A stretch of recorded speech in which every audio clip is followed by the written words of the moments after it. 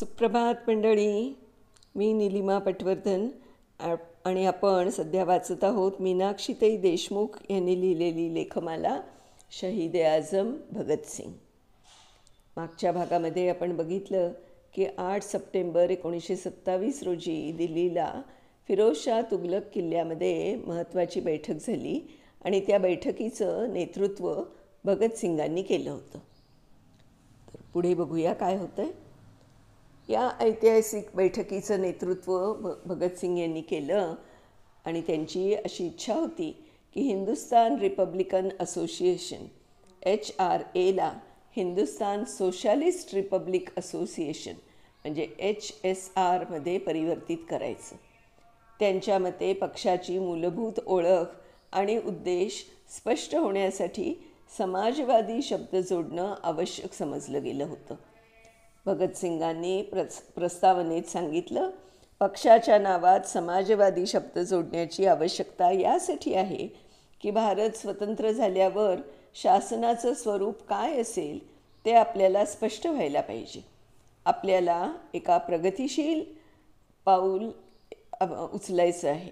स्वातंत्र्यप्राप्तीनंतर आपल्याला समाजवादी समाजाची स्थापना करायची आहे. आपण शेतकरी आणि मजुरांच्या उत्थानासाठी प्रयत्न करायला हवेत. या प्रस्तावाला बिहारचे प्रतिनिधी फणींद्र घोष आणि मनमोहन बॅनर्जींनी नाव बदलण्यास विरोध केला होता. तेव्हा भगतसिंग म्हणाले, समाजवादी शब्द समाजाला आणि जनतेला बरोबर घेऊन चालणारे शब्द आहेत. आपण जर आपल्या आंदोलनाचं स्वरूप दिलं नाही तर याला जनता मुठभर माथे फिरूनचे खूळ समजून बदनाम करेल. जनतेला विश्वास वाटायला हवा की क्रांतिकारी लोक आमच्यासाठी लढत आहेत. जनतेला हे पटवून द्यायला हवं की या आंदोलनात जनतेचं सहकार्य आणि बलिदान अपेक्षित आहे. या सर्व उहापोहानंतर HRAमध्ये समाजवाद असा शब्द जोडण्यात आला. या सभेला चंद्रशेखर आझाद उपस्थित नव्हते, पण त्यांना ही सर्व हकीकत कथन केल्यानंतर त्यांनी आपली संमती दर्शवली. सक्रिय समूह आणि शुभचिंतक समूह या दोघात संघटन विभागण्याचा निर्णय घेण्यात आला.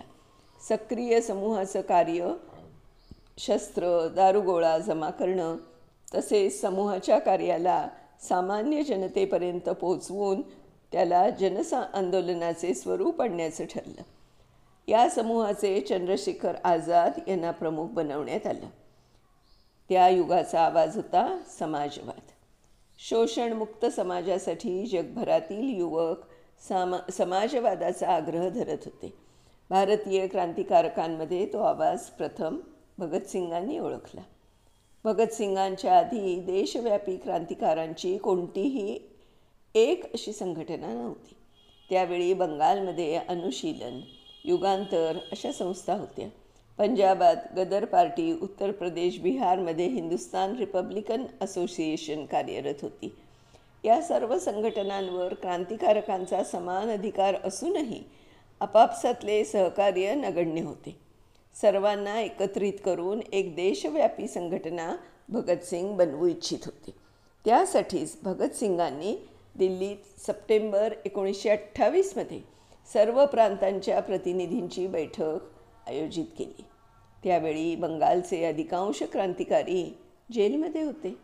जे बाहेर होते त्यांना समाजवादी विचार आणि संघटनेचा जनवादी प्रस्तावाशी सहमत नसल्यामुळे त्यांनी बैठकीत भाग घेण्यास नकार दिला.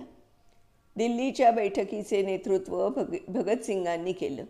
त्यांच्याच प्रस्तावावरून समाजवाद हे लक्ष ठेवून हिंदुस्तान रिपब्लिक असोसिएशन हे पक्षाचं नाव बदलून हिंदुस्तान समाजवादी रिपब्लिकन असोसिएशन असं करण्यात आलं. या बैठकीचा दुसरा निर्णय होता संघटनेचं जनवादीकरण. भगतसिंग एकाच व्यक्तीला आंदोलनाचे सर्वेसर्वा मानण्याच्या विरोधात होते. म्हणून त्यांनी आंदोलन सुरू चालण्यासाठी उत्तमपणे चालण्यासाठी एका केंद्रीय समितीची स्थापना करण्यात आली आणि धोरणात्मक प्रश्नावर या समितीला सर्वोच्च मानण्यात आलं. आधीच्या क्रांतिकारकांचा फार मोठा भाग सरकारी साक्षीदार, खबरे, गुप्तचर विभागाच्या अधिकाऱ्यांना मारणं, पैशासाठी दरोडे घालण्यात खर्च होत होता. फायद्यापेक्षा नुकसानच जास्त होत असे. यासंबंधी दिल्लीत एक निश्चित धोरण ठरवण्यात आले. सरकारी पैशातूनच आपल्या पैशाची गरज भागवण्याचं ठरलं. त्यात भगतसिंगांचाच हात होता. याच काळात मजूर शेतकऱ्यांमध्ये असंतोष माजला. आर्थिक संकटांमुळे मध्यम वर्ग आणि भांडवलदार वर्गही त्रस्त झाला होता. हा असंतोष कमी करण्यासाठी काही सुधारणा करण्याचं आश्वासन देऊन इंग्रज सरकारने सायमन कमिशनची घोषणा केली. या समितीचे सगळे सदस्य इंग्रज होते. भारतातील सर्वच पक्षांनी सायमन कमिशनवर बहिष्कार टाकला. सायमन परत जा, सायमन गो बॅक अशा घोषणा देऊन काळे झेंडे दाखवण्यात आले. इंग्रज सरकारवर काही परिणाम झाला नाही याचा. सायमन कमिशन भारतावर लादण्यात आलं. हा भारतीयांचा अपमान होता. सायमन कमिशन दिल्लीत आलं तेव्हा भगतसिंग, बटुकेश्वर दत्त, जयदेव कपूर यांनी सायमन कमिशन नेस्तनाबूत करण्यासाठी जवळ जाण्याचा प्रयत्न केला, पण ते त्यांच्या सावलीपर्यंतही पोचू शकले नाहीत. दिल्लीच्या अनुभवावरून हे लोक या निष्कर्षावर पोचले होते की सफलता प्राप्त करायची असेल तर बॉम्ब आवश्यक आहे. पिस्तुलांनी काम होणं नव्हतं. म्हणून दलाने बॉम्ब कारखाना काढण्याचा निश्चय केला.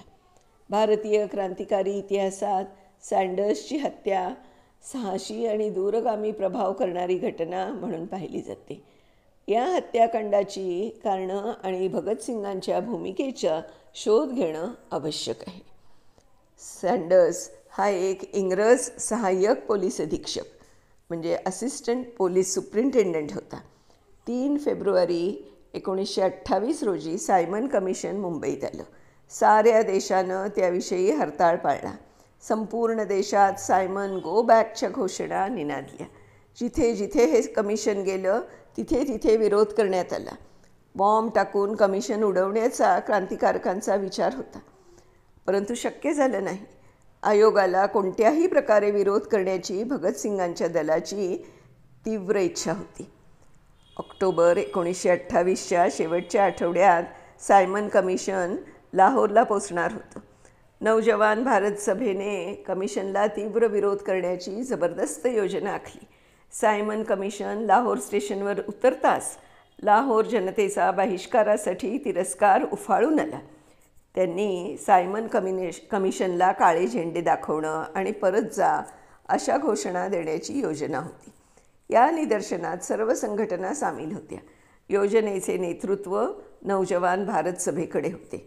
सभेच्या क्रांतिकारकांची टोळी स्टेशनवर योग्य जागी उभी होती. परत जाण्याशिवाय कमिशनच्या सदस्यांकडे कोणताच पर्याय नव्हता.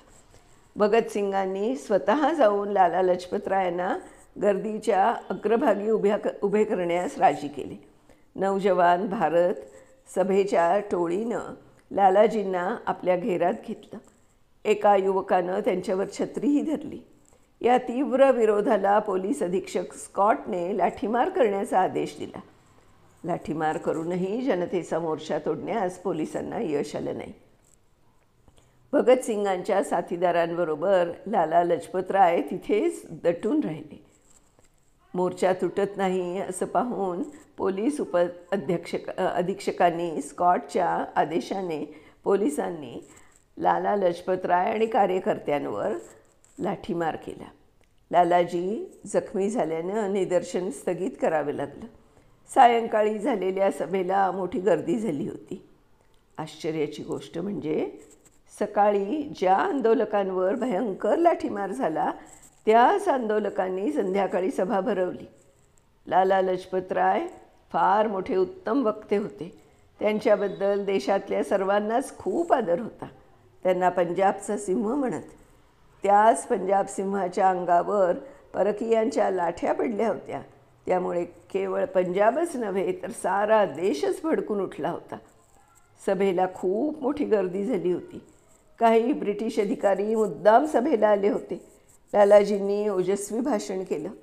म्हणाले, जे सरकार निशस्त्र प्रजेवर एवढा जालीम हल्ला करतो त्या सरकारला सभ्य सरकार म्हणता येणार नाही. असे सरकार कायम राहू शकत नाही. ते म्हणाले, मी आवाहनपूर्वक सांगतो की माझ्यावर घालण्यात आलेले घाव ब्रिटिश शासनाच्या शवपेटीचे शेवटचे खिळे ठरतील.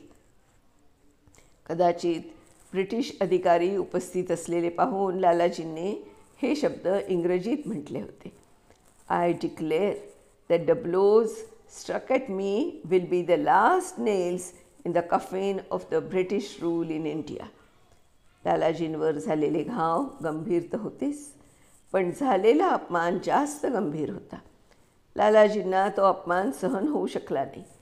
17 नोव्हेंबर 1928 रोजी त्यांचं निधन झालं.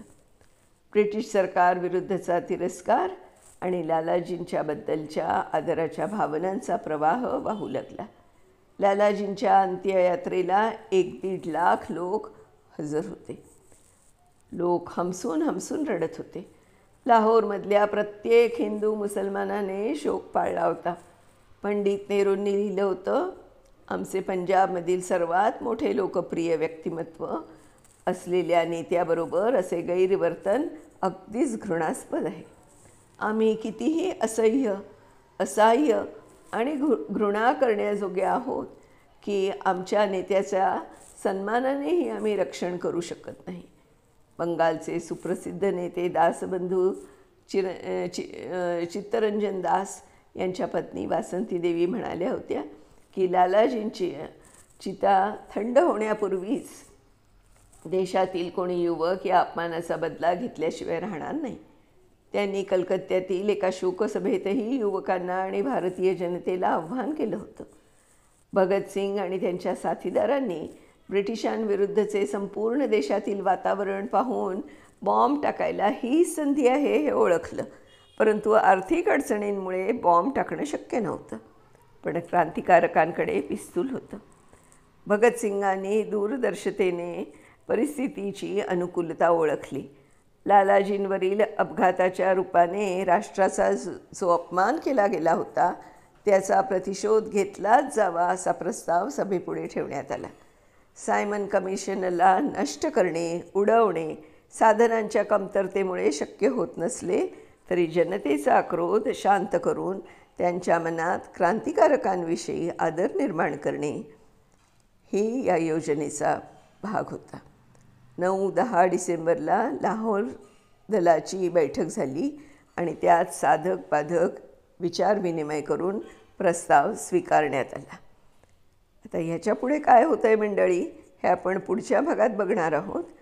तर तोपर्यंत मी निलिमा पटवर्धन आपली रजा घेते. मीनाक्षीताईंचे पुन्हा एकदा धन्यवाद आणि उद्या आपण पुढच्या भागासह नक्की भेटणार आहोत. तोपर्यंत नमस्कार.